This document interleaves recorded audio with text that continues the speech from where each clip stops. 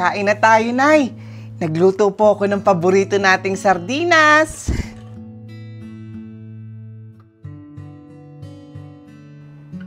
Bakit po kayo umiiyak, Nay?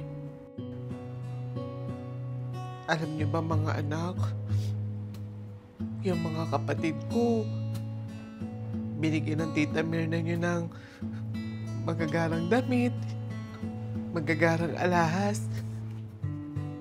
Hindi naman ako nahihinggit eh. Pero, bakit nasasaktan ako? Parang, hindi niya kasi ako kapatid eh. Hayaan niyo, Nay. Pag ako nag-abroad, naku, ibibili kita ng lahat ng gusto mo. Sabon, chocolates, mga alahas, bag, bahay, lahat ng gusto mo, Nanay, ibibili ko.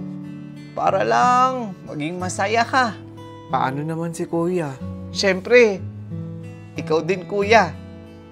Kapatid kita eh. Hindi naman ako katulad ni Titang Madamot.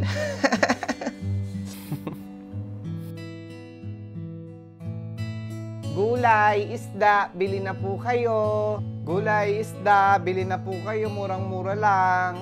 Kuya, kanina pa tayo nagtitindi. Wala namang bumibili ng paninda natin.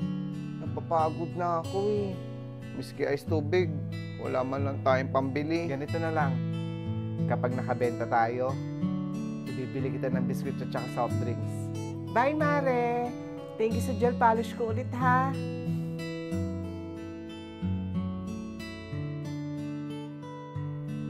Nagtitinda kayo ng gulay? Naku, patingin nga ako. Ayun na naman yung bruhildang kapatid ni Nanay. Teka mo nga yung bibig mo, Emil. Baka bumili sa atin yan. Sayang din ang benta. Tita, fresh po mga to. Lalo na po yung isda namin. Naku, puro lanta naman pala yung paninda nyo eh. Lalo na yung isda. Bilasa. Kaya naman pala walang nabili sa inyo mga pamangkin. Dahil sira ang mga paninda nyo. Ayan o. Nako, Tita. Mas fresh pa sa'yo yung mga paninda namin. Kahit hindi ka bumili, mas mukha ka pang ang bilasa sa paninda namin eh. Takbo, Emil! May bastos tong mga batang to ah. Bilasado ako.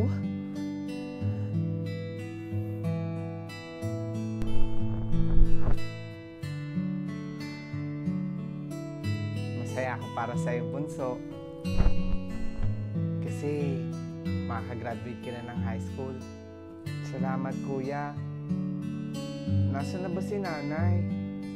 Baka malate na tayo eh. Kailangan na nating umalis. Hindi ko alam kung nasaan si Nanay eh.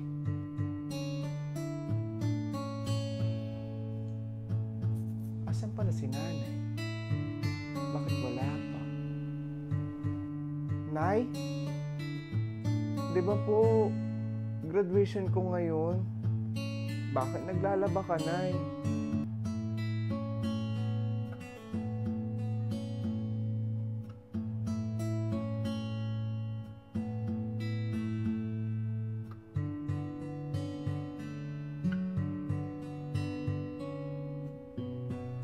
Akalain mo yun, Kuya?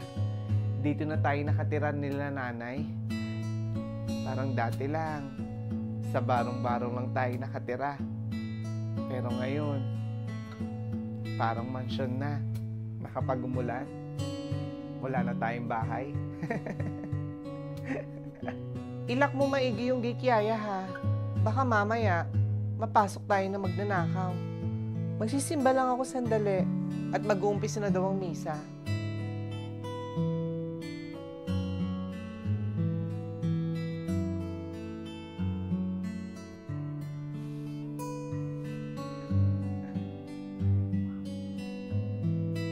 Mga pamangkin, anong ginagawa niyo dito? Paano kayo nakapasok dito sa village nang hindi dumadaan sa akin? Eh, ako lang naman kasi ang kamag-anak niyong nakatira dito. Tapos hindi ko malalaman. Anong ginagawa niyo dyan sa malaking bahay? Mga magnanakaw kayo, no? Sabi ni. Ano ba naman to si Grace? Sinisira ang pangalan namin. Huwag niyo sabihin. Diyan kayo nakatira. Mayayaman lang ang nakakatira dito. Napaka-imposible naman yun, mga pamangkin. Di ba? Kakagraduate mo lang ng high school nakaraan. Kaya, napaka-imposible biglang yaman naman kayo. Saan kayo kukuha ng pera? Mga adik siguro kayo, no? Sabihin na lang natin, tita, mayaman ka ngayon. Pero, mas doble ang yaman namin. Bakit hindi nyo masabi kung saan galing ang pera ninyo? Saan? Saan galing? Saan? Hi ate, kamusta? Anong ginagawa mo dito sa tapat ng bahay namin? Bahay nyo? Oo, bahay na mag-iina ko. Gilbert?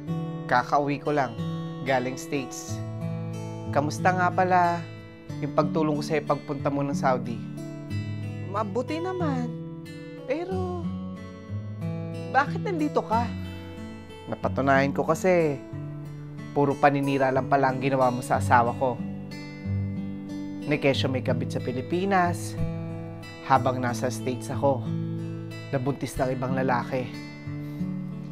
Ang kasalanan ko lang, bakit naniwala ako? Kapatid ka kasi. Pero, hindi ko akalaing kaya mong siraan ng kapatid mo para lang umangat ka. Ngayon, hindi ko nahahayaang masira mo pa ang pamilya ko. Hindi ko hahayaang api-apihin mo muli sila. Kung hindi ka paalis sa harap ng bahay ko, magtatawag ako ng security at sasabihin kong magnanakaw ka, kagaya ng ginawa mo sa mga anak ko.